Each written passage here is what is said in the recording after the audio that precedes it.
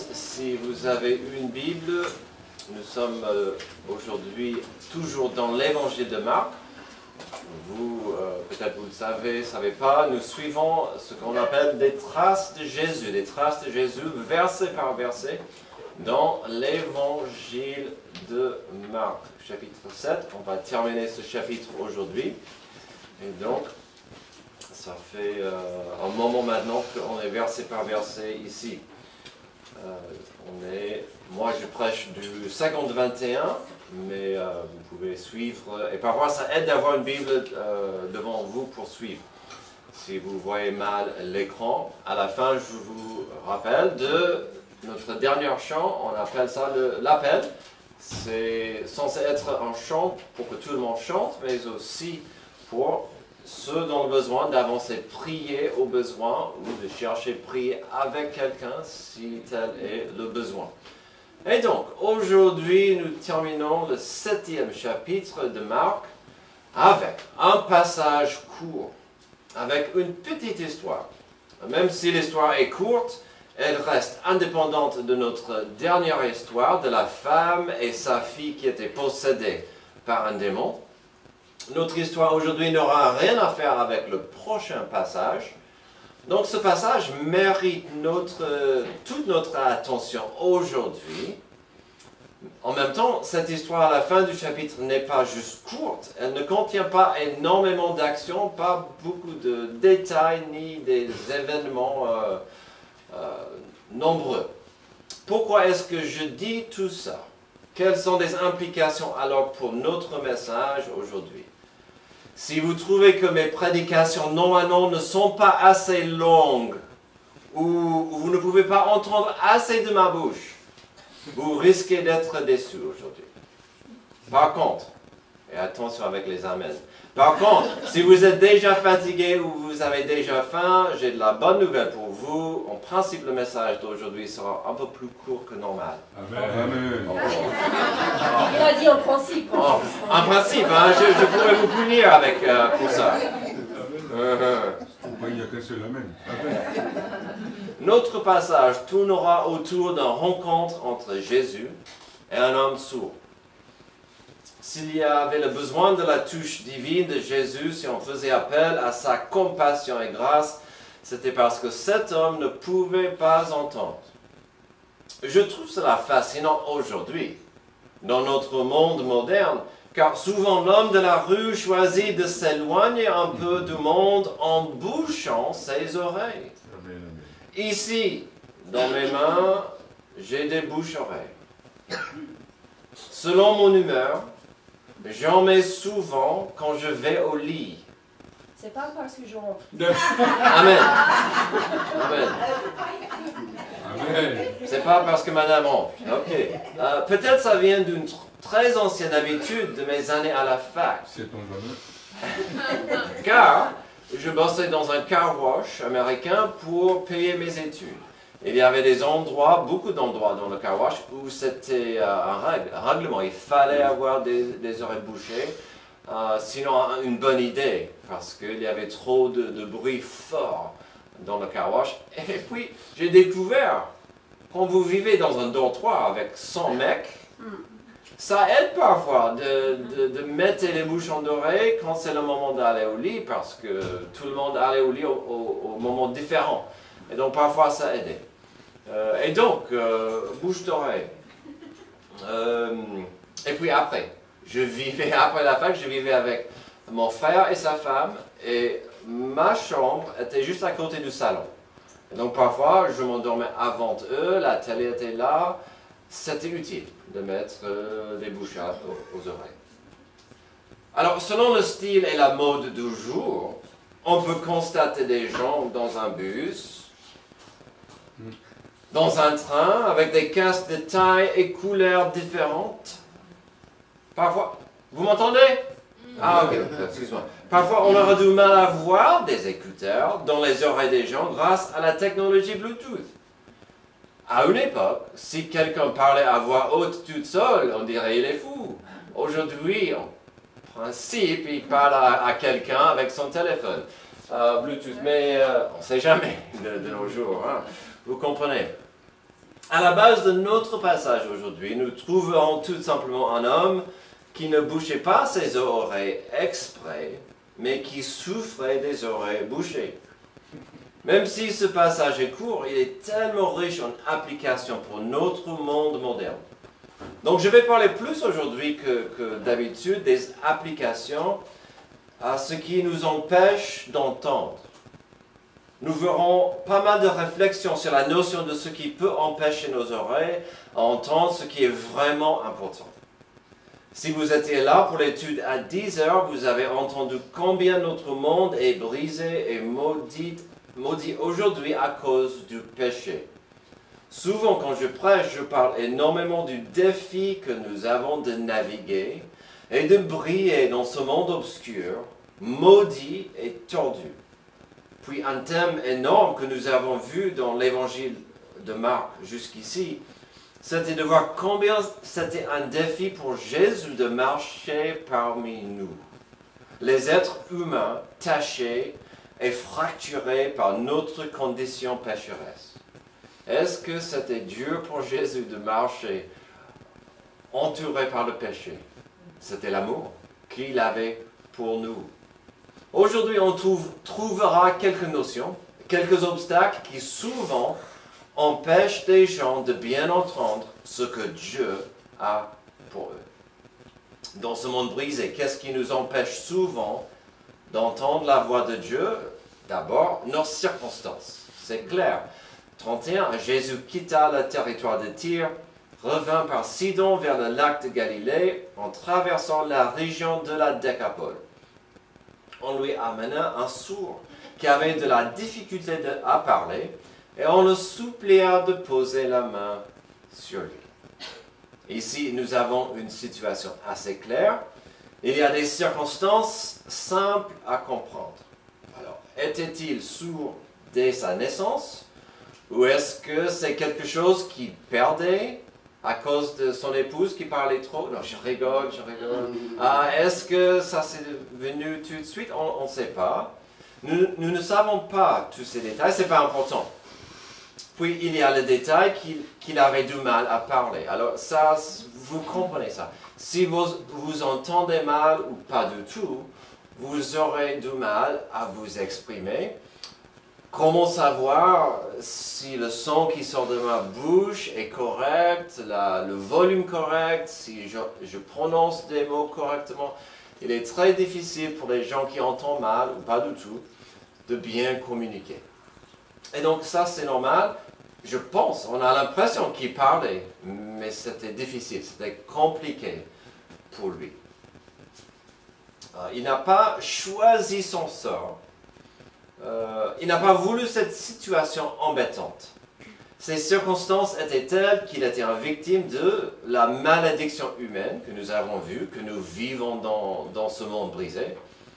Nos corps sont faibles et nous vivons avec la compréhension qu'on est maudit à mourir. Je ne veux pas être décourageant, mais c'est la vérité.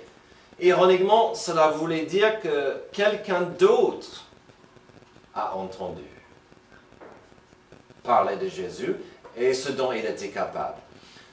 Ceux qui pouvaient entendre ont communiqué à celui qui ne pouvait pas. Je trouve ça magnifique. Ça, c'est la compassion, ça, c'est l'amour. Ils ont entendu, ils ont compris, ils ont communiqué le mieux possible à cet homme ce besoin ou l'espoir qui existait. Ces hommes, ces amis partageaient que l'espoir existait dans la personne de Jésus-Christ. N'est-ce pas intéressant que nous voyons encore la notion de l'importance d'intercéder, mais aussi de partager la bonne nouvelle. On a vu l'importance de l'intercession la semaine dernière, quand la femme est venue à Jésus pour sa fille qui était à la maison, qui était ailleurs. Donc l'intercession de dire à Dieu, je veux que tu aies pitié envers cette personne. Ça, c'est l'intercession. Et puis, on voit aussi la notion de partager la bonne nouvelle. Ils ont dit à cet homme, il faut venir. Il faut que tu viennes avec nous. Il y a de l'espoir. Et donc, partageons la bonne nouvelle. Et puis, n'oublions pas le mot compassion. On parle beaucoup ces dernières semaines. La compassion, c'est d'avoir des sentiments profonds, des sentiments de la pitié pour autrui, oui. Mais il y a une action de plus. La compassion va me pousser à agir.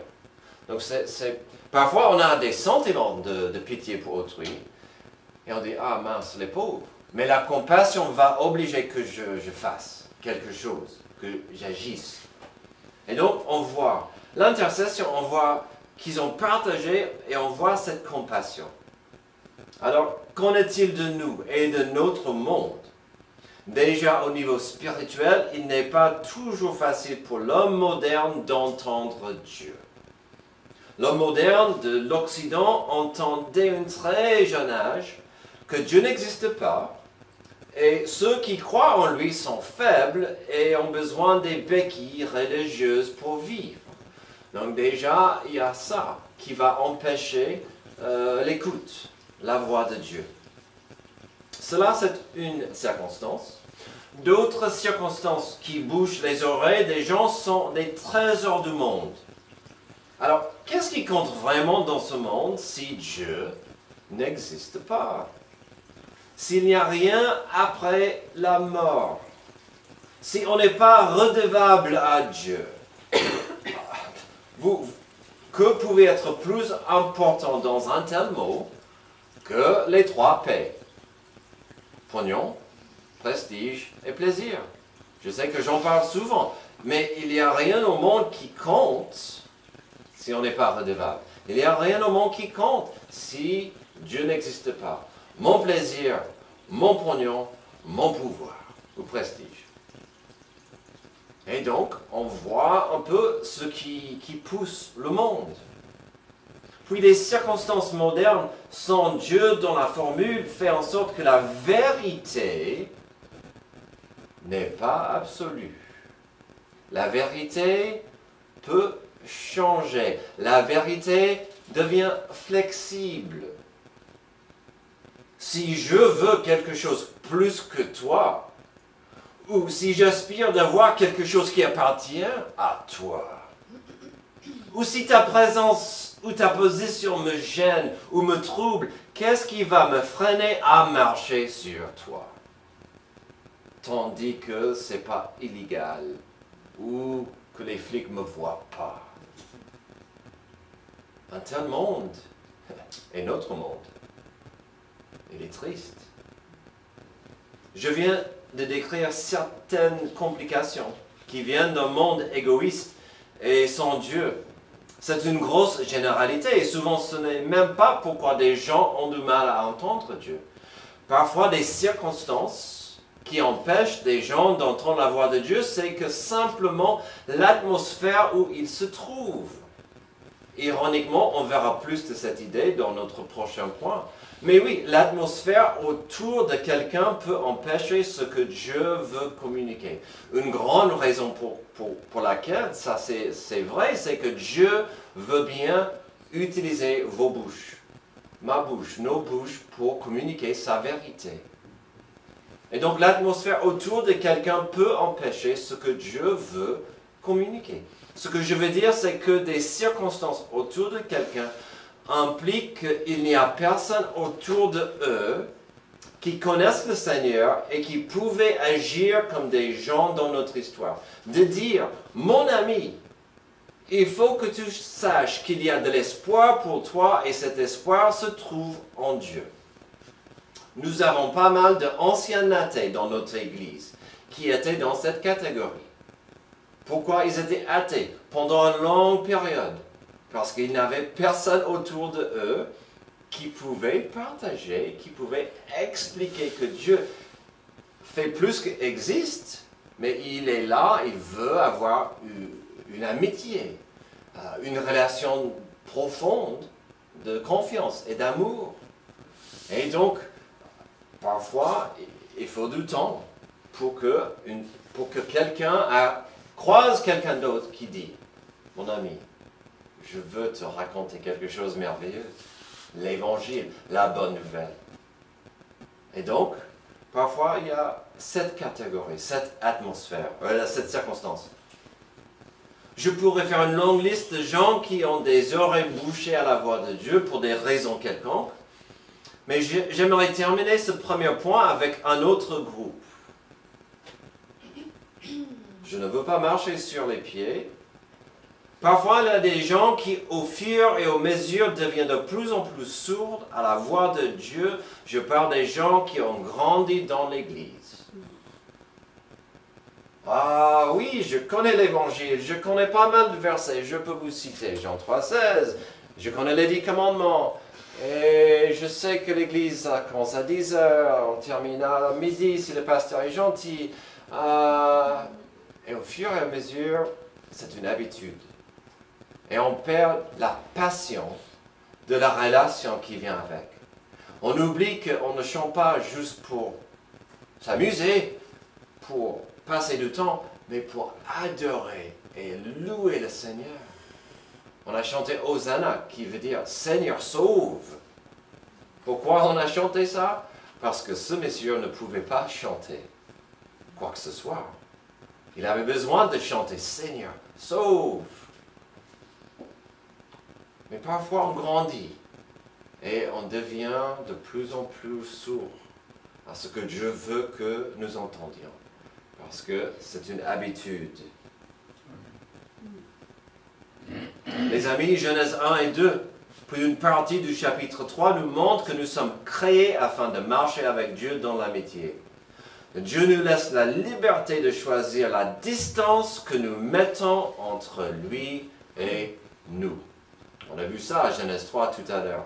Dieu a laissé, il a permis cette distance. Je vous encourage aujourd'hui de faire le point, de faire un bilan, un contrôle de votre relation avec Dieu. Vérifiez si vous n'avez pas des circonstances dans votre vie qui empêchent la voix douce de Dieu qui chuchote sa volonté pour vous.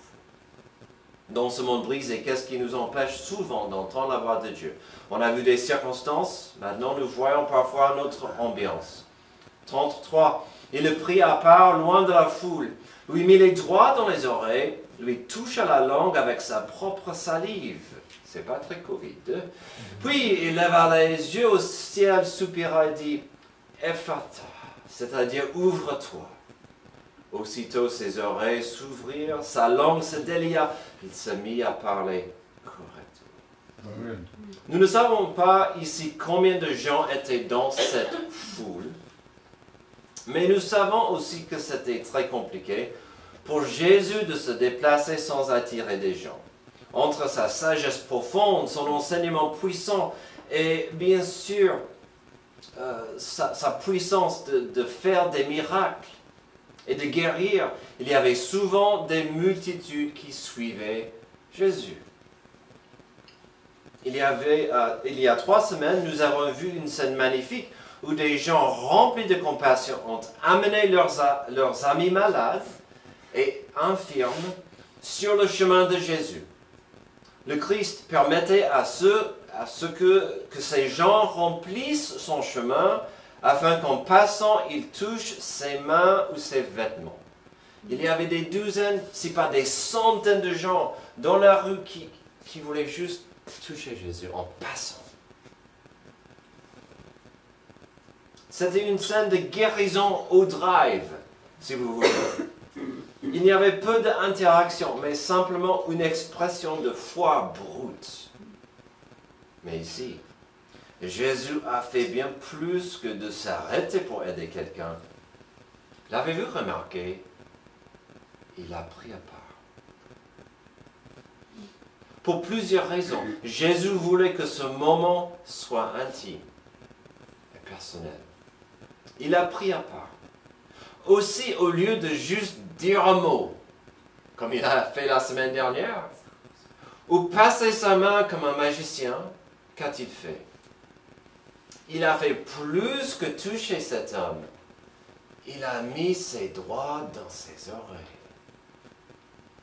Et avec sa propre salive, il a touché la langue de l'homme. Si tout à l'heure, à 10 heures, nous avons vu la création de Dieu dans un état bon, et parfait. Ici, nous voyons le Créateur en train de racheter sa création brisée. Le Créateur a touché des oreilles mortes. Le Créateur a béni une langue stagnante. Il voulait que l'homme comprenne qu'il était plus que miséricordieux, mais que par sa présence et son corps, Jésus pouvait guérir le corps de monsieur. Il y a quelques instants, j'ai dit que Jésus l'a mis à part pour plusieurs raisons. Encore une, c'était afin que l'homme comprenne que pendant ce moment, il comptait pour Jésus.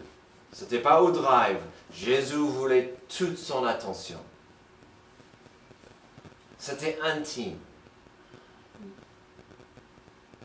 Ce n'était que lui et Jésus dans un moment privé et intime. Jésus voulait racheter cet homme. Jésus cherchait la rédemption pour lui, pour une personne. Combien de fois est-ce que nous avons vu Jésus s'arrêter son progrès pour commencer pour parler à une personne, pour communiquer à une personne?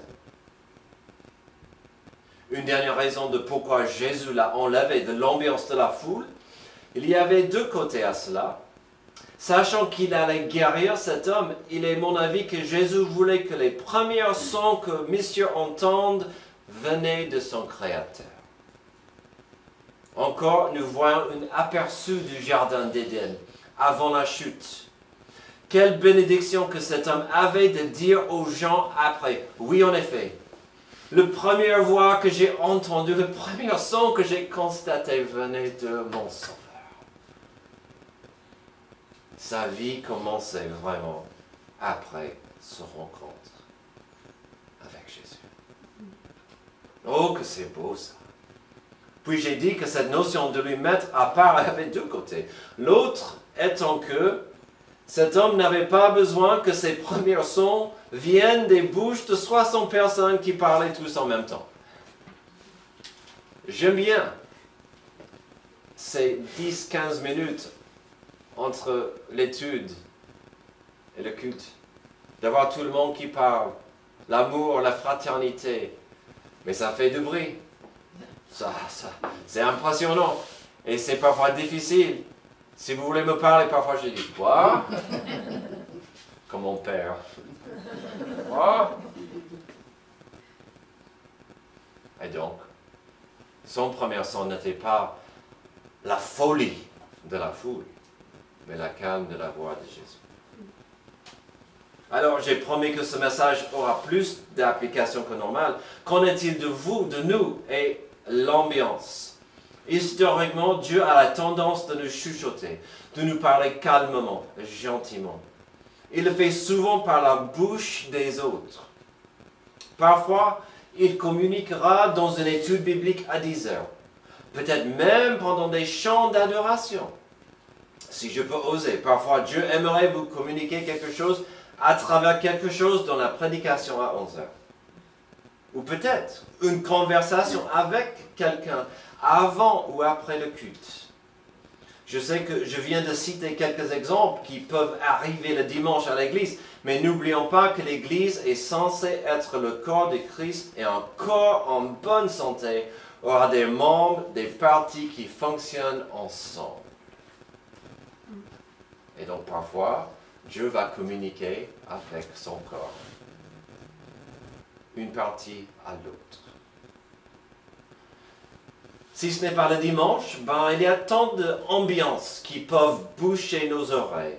Le stress du boulot et la chasse du pognon, ou peut-être quelqu'un. L'attirance simple et bête de la pornographie, ou un collègue ou une collègue qui veut attirer votre attention à eux au lieu d'honorer votre mari ou votre femme.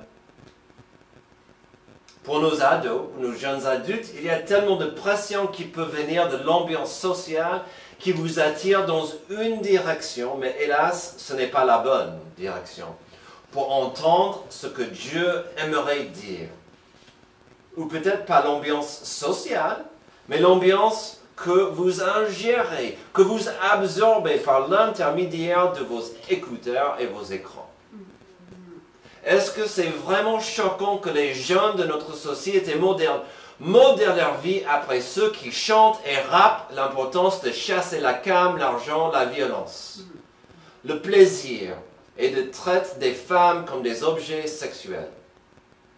Est-ce que c'est mystérieux qu'aujourd'hui, la simplicité du plan de Dieu pour le mariage au Jardin d'Éden est devenue une source de moquerie? Dans sa sagesse divine, Dieu nous a laissé sa formule simple, c'est-à-dire un homme avec une femme dans le mariage, un homme avec une femme avec Dieu au sommet, ensemble. Mais aujourd'hui, une telle position est démodée, étouffante et débile. J'aimerais terminer cette notion d'ambiance avec une citation que j'ai lue cette semaine de Elisabeth Elliot, la veuve de Jim Elliot. Dieu isole souvent un homme pour se révéler. C'est lorsqu'il est seul que l'homme reconnaît le plus clairement Dieu pour ce qu'il est. Je pourrais vous donner pas mal d'exemples bibliques de ça aujourd'hui, mais peut-être une autre fois, car j'ai promis de ne pas aller trop loin. La vérité simple y est. Parfois, elle est trop simple d'entendre mal ou de voir mal ce que Dieu veut communiquer. Pourquoi? Car il est dans notre nature humaine d'être le soleil de notre système. Que des planètes et des lunes tournent autour de moi. Ce n'est pas toujours une décision égoïste, c'est simplement dans notre nature. Lorsqu'on oublie l'humilité et la soumission belle et simple de honorer Dieu avant tout. Et quels sont certains de ces objets qui orbitent autour de nous, autour de moi? Les circonstances, l'ambiance. Dans ce monde brisé, terminons avec la dernière chose. Qu'est-ce qui nous empêche souvent d'entendre la voix de Dieu? Notre obéissance. Verset 36, Jésus leur recommande de non parler à personne. Mais plus il le recommandait, plus il le proclamait. Rempli d'étonnement, il disait, il fait tout à merveille. Il fait même entendre les sourds et parler les muets. Ce n'est pas la première fois que nous avons vu Jésus dire cela. Et à chaque fois, ça semble être une commande inutile. Pourquoi Jésus n'a pas voulu que tout le monde en parle? Pourquoi des gens ne pouvaient pas obéir et rester discrets? Des raisons sont nombreuses et simples. Jésus, il ne cherchait pas l'attention. On a vu 101 fois. Il voulait que les gens viennent à lui pour son message d'espoir, pour la bonne nouvelle que Jésus était le Sauveur, pas forcément pour voir le show, le spectacle. Et puis, il ne cherchait pas l'attention des autorités, ni l'attention des pharisiens. Et donc, il y avait ça. Et puis, pourquoi les personnes ne pouvaient pas rester discrètes? C'est compréhensible. Si je voyais un miracle, j'aurais tendance à dire « Waouh, est-ce que vous avez vu ça? Laisse-moi raconter ce que Jésus a fait. » C'est incroyable. Mais on revient à un problème. Non. Il est mon avis que même si Jésus a interdit la foule d'en parler, son désir c'était que l'homme lui-même soit un témoignage vivant de la gloire de Dieu. On est dans le même endroit plus ou moins où Jésus a guéri le démoniaque, celui qui voulait devenir son disciple. Mais Jésus avait dit non, j'ai d'autres plans pour vous, pour toi. Souvenez-vous de lui? Il y avait un démoniaque que Jésus a guéri. Il a dit, permets-moi à te suivre, je veux devenir ton disciple. Et Jésus a dit non. Je veux que tu sois mon porte-parole. Je veux que tu vas partout et expliques à tout le monde ce que j'ai fait pour toi. À mon avis, Jésus voulait la même chose de ce monsieur. Quel témoignage pouvait être plus puissant? 100 personnes qui ont vu quelque chose d'incroyable? Ou une personne qui a passé toute sa vie sans pouvoir exprimer. Et puis maintenant il dit, Hosanna, Jésus sauve. Jésus sauve. Mais on revient à un problème universel vis-à-vis de Dieu et l'humanité. Surtout Jésus-Christ pendant son temps sur terre. Je parle de la volonté humaine de ne pas obéir. De décider ou dire que moi, je sais mieux finalement que Dieu. N'avons-nous pas encore des échos du Jardin d'Éden et de Genèse 3? Jésus était souvent confronté avec ce problème. Quand il s'agit de nous et nos oreilles bouchées, c'est pareil. Des conflits difficiles ne se situent pas avec les démons, car Jésus a l'autorité de Dieu pour les chasser. Jésus n'a pas de problème avec la nature, car Jésus a autorité sur elle. Les conflits difficiles surgissent avec les personnes, car Jésus n'utilisera pas son pouvoir pour contrôler des gens. Les personnes choisissent et rien ne peut leur être imposé. Jésus peut ordonner avec succès à un sourd-muet d'entendre et de parler, mais il ne peut pas obliger les autres à ne pas en parler. Terminons avec une petite vidéo d'un enfant qui entendra pour la première fois.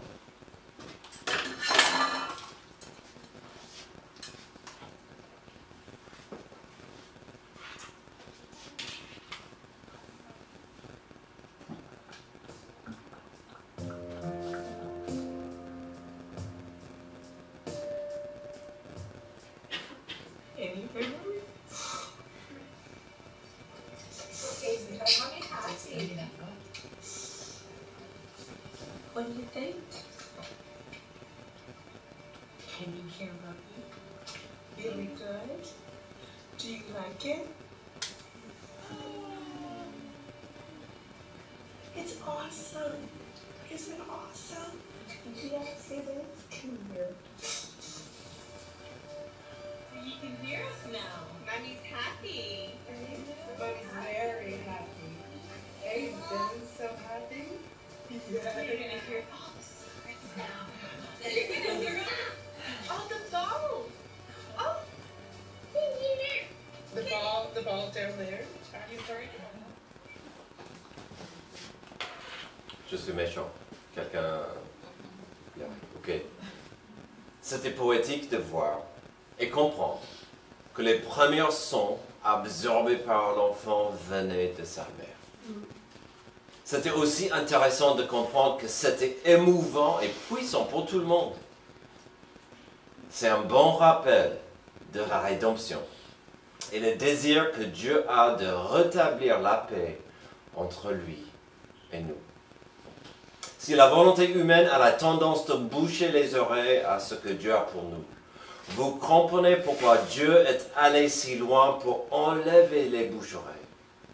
La volonté humaine a la tendance de boucher les oreilles à ce que Dieu a pour nous. La bonne nouvelle, c'est qu'après sa mort horrible sur la croix, après sa victoire merveilleuse sur la mort et le tombeau, Jésus-Christ chuchote quelque chose à nous chaque jour. Ephata, c'est-à-dire ouvre-toi. Jésus-Christ chuchote à la planète chaque jour. Ephata, c'est-à-dire ouvre-toi. Mais c'est un désir, pas une ordonnance cette fois-ci. C'est une passion, mais pas un commandement. Oui, Jésus-Christ en ce moment aimerait plus que n'importe quoi de voir des gens s'ouvrir à son souhait exprimé. Ephata, c'est-à-dire ouvre-toi à moi. Prions. Merci Dieu pour ce passage merveilleux qui nous rappelle de ton amour pour nous, que la création brisée mérite pour toi la rédemption. Aide-nous aujourd'hui à enlever ce qui empêche nos oreilles. Aide-nous aujourd'hui à enlever la moindre chose qui nous empêche d'être plus proche à toi. C'est dans le nom de Jésus que je prie. Amen. Lavez-vous, on aura